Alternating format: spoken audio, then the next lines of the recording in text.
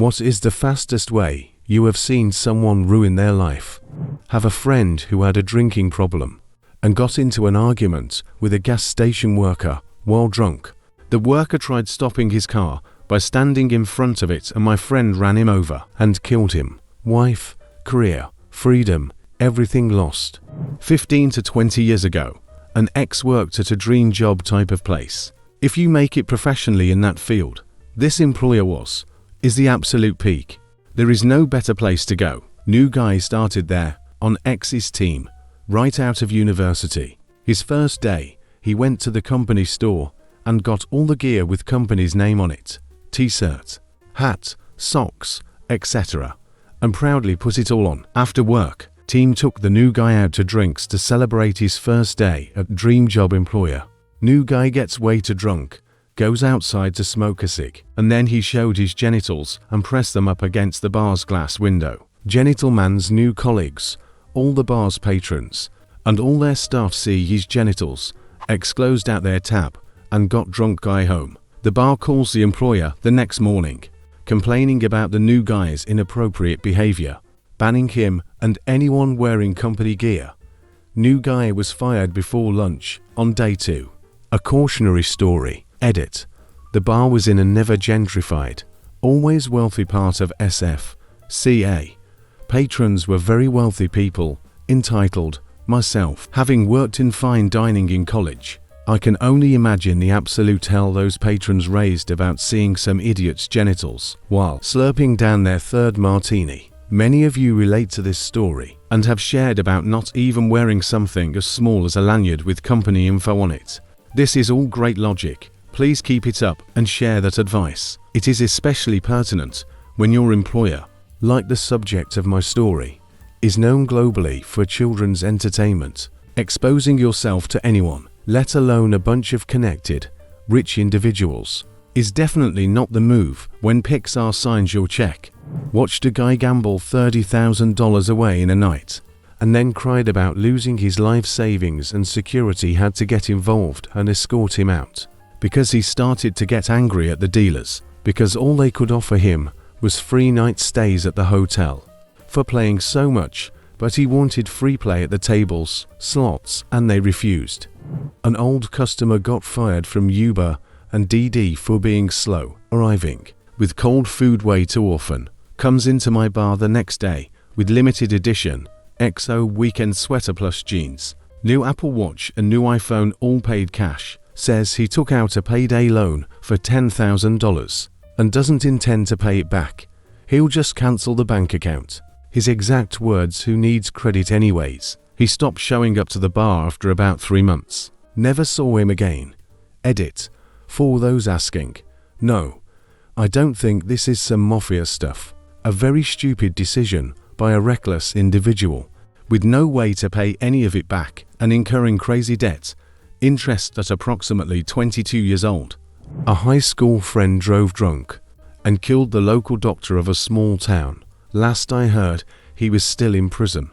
It took 4 hours. He woke up, murdered his grandparents in their sleep, stole all of the firearms in the house and his grandfather's truck, and fled. I grew up with this dude. He was a genuinely good person. We were friends all of elementary school and most of middle school. He was an amazing friend and always knew how to help someone, but he had a lot of mental health issues, and his religious family believed it was just possession by demons and whatnot. Recently his actual hearing was done, and you could tell how far off the deep end he had gotten, smiling the whole time. They described what he did, laughed when they sentenced him, and had to be dragged out laughing like a lunatic, saying, "It's over, Grandpa. It's over." It was during the court trials that we found out his grandparents were apparently sexually abusing him, something the rest of the family seemingly knew quite well but ignored, and they'd refused to let him leave the house despite him being in his 20s and a legal adult. They isolated him from the world, told him he was possessed by demons, and let his grandparents molest him repeatedly without intervention. I'm honestly not even surprised he did it. I'm just sad it went down the way it did. Dude I know won a $3 million settlement from being hit by a car, spent it all on heroin, and was dead within 3 years. under 30 years old. I posted this once before. I had a friend that had a promising career got upset and went into full road rage for a woman who forgot to turn her blinker on, and he slightly bumped her back bumper on the freeway, causing her to lose control and flipping over and killing the driver and her two daughters. Oddly, it was all caught on his car dash cam and a trucker with his own dash cam that was behind him. He's now doing 40+ years in prison. Knew a guy in the military that had 18 years in and was doing online classes to get his MBA. He was in his final semester of getting his MBA and 2 years away from a military retirement. Then he traveled 1,500 miles across the country to try hook up with a 15-year-old girl. Spent 2.5 years in prison, was kicked out of the military and his college he was attending. I'm not entirely sure if he could pick up where he left off to get his MBA at the same college or a different one, but that's probably useless for him anyways now, since he's a convicted felon. I don't think having an MBA is going to make employers overlook your felony for attempting to engage in inappropriate conduct with a minor. Arrive at work on their first day as a temp at around 10 a.m. Caught stealing the boss's wallet at 12:30. Taken away by police at 1 p.m. A close friend of my best friend grabbed his 8-year-old son's new skateboard and took off down a hill in Georgia. Hit a rock, landed on his head, and had permanent brain damage. He lived years before he mercifully died. Had to be restrained the whole time because the damage made him erratic and violent. Wear a helmet. The kid in the National Guard posting gov secrets online for internet cred. I'm a lawyer.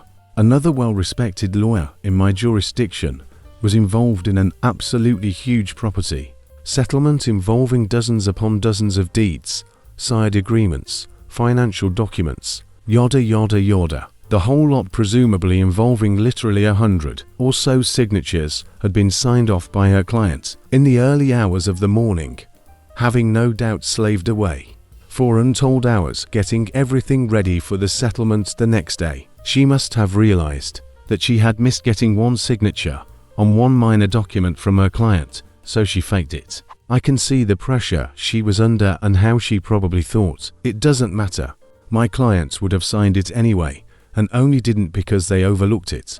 No one will ever notice. Someone noticed, and she went from high-paid property lawyer to never being able to practice again. Just like that. People occasionally ask me to sign things off as a lawyer and suggest I overlook minor irregularities, such as wanting me to witness a signature, even though I didn't actually see the signatory sign. Then they get all offended and act like I'm being a stick-up-the-butt perfectionist when I won't do it. A senior girl from my college pushed another girl she was friends with off her approximately 30-foot bridge into water as a joke, broke her neck and collarbone, and she's permanently in a wheelchair. Crime, specifically felonies. My lawyer took out a loan, forging my signature. He's doing 15 years in federal prison. I would have given him the $5,000. His kid was very sick, and I would have gladly helped him out. About 16 years ago, the company I worked for wanted to expand into America. To do so, they sent me and several of my co-workers abroad. We lived in the US for several years to set it up. When we were there, one of my co-workers became fascinated with, I guess, what US gangster culture. He started dressing like a stereotypical gangster, got tattoos, said the N-word with a harder constantly, and even got a gun from who knows there. So it was a nice night. About 3 weeks before we were due to go back, we had set up chairs in a park to drink beers and were pretty buzzed. Suddenly, some dude starts shouting at us from a distance, and my friend, with all his logical thinking, concluded that it must be a threat. So he pulled out his gun and opened fire. That guy was a cop. The policeman understandably returned fire. The rest of us dived to the ground, and my friend is hit twice, one in his shoulder and one in his leg. It turns out that there had been some kidnapping nearby by some people that matched our general appearance, which was why the cops started out hostile.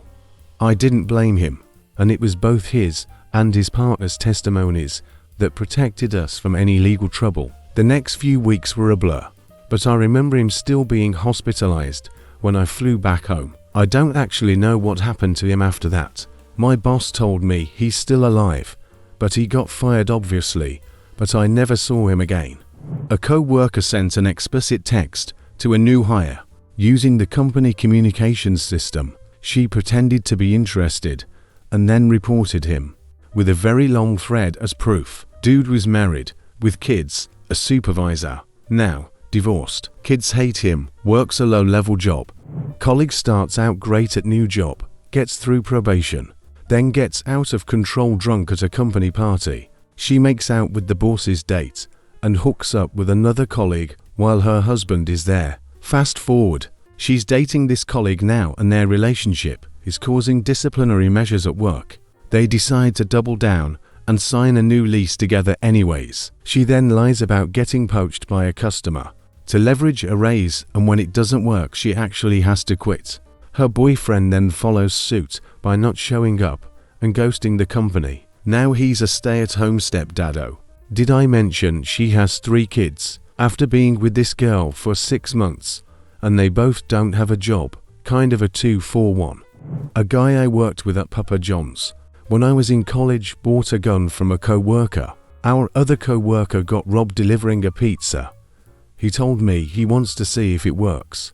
He went and shot it into an empty developing neighborhood into some trees. The bullets hit a house behind the trees with a family and kids. Nobody was hurt, but they were scared to death. Police immediately came and arrested him before he could even pull off. They were camping out in that neighborhood already. Since people were coming at night to smoke weed, engage in intimate activities, and shoot guns, SMH, he shot 3 shots, got 25 years in prison for attempted murder and reckless endangerment. First time ever shooting a gun.